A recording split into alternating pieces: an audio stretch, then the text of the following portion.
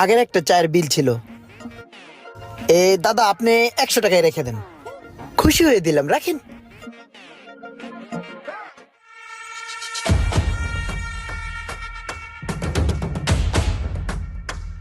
এই বেটা তুই এমনি পাউডে বইরেছিস বেটা, ভাইয়ের সামনে ভাই আইছে হ্যাঁ দেওস না? বড় ভাই বেটা পাউডার নামা, বাইরে সম্মান দে চেটা স্যার।